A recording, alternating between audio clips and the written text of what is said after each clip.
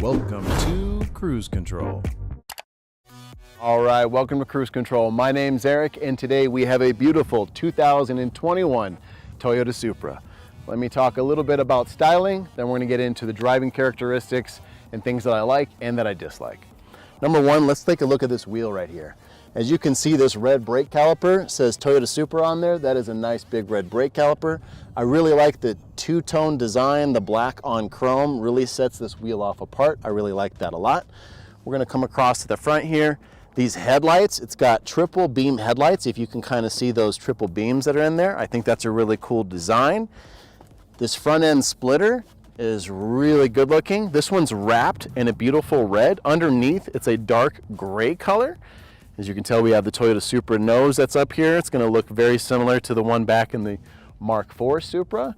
What do you guys think of the styling? When this first came out, I was not a big fan of this front end, to be honest with you. But you know what? Seeing it in person, it really has grown on me. All right, so these are fake vents right here. Not a big fan of the fake vents. I think Toyota should have done something about this. They say you can remove them and put stuff inside here to make them functional.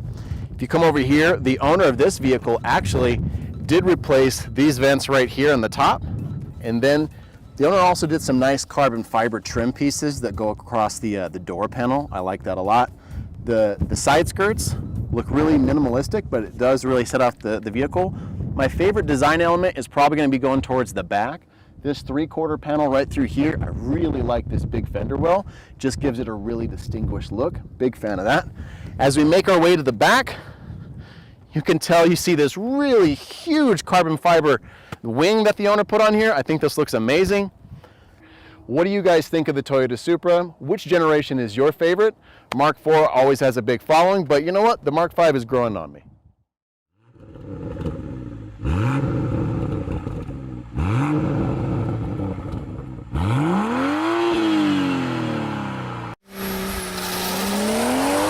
First and foremost, we're gonna be in the comfort mode, and that's probably my favorite mode for just doing your typical day-to-day driving. If you wanna be able to go to the grocery store, go to work, you wanna be comfortable, this is the setting that you wanted it. Now, when you hit your favorite corner, it firms up, the auto response gets on it, and you can go have your fun. So I like this for the dual personality. That's a lot of fun. Plus, it can also be just your general cruiser. Now, the owner, they actually got an average of 25 miles per gallon, which is really good for something that has, honestly, about 400 horsepower. Toyota and BMW, they claim that it's less, but I care far less. Let's get the elephant out of the room. People are like, oh, it's not a real Supra because it was built by BMW. No, no, no, no. Be grateful that this exists at all.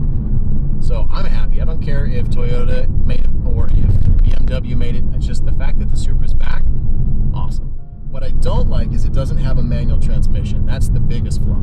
If you guys have the window buffeting issue, I'm going to show you guys this really cool carbon fiber piece that you put on the outside and it gets rid of the window buffeting. So problem solved there. So thank you for making those, and this owner put that on there, so that made the drive so much better. The last thing about it that I didn't like is the fact of the fake vents.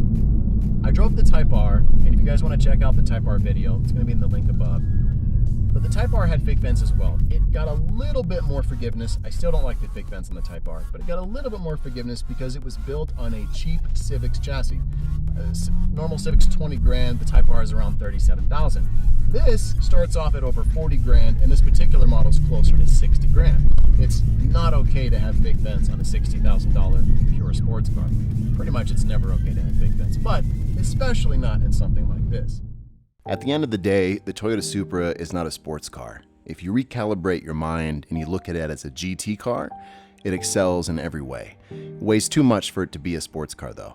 Thank you for watching Cruise Control. My name's Eric, and remember, just drive.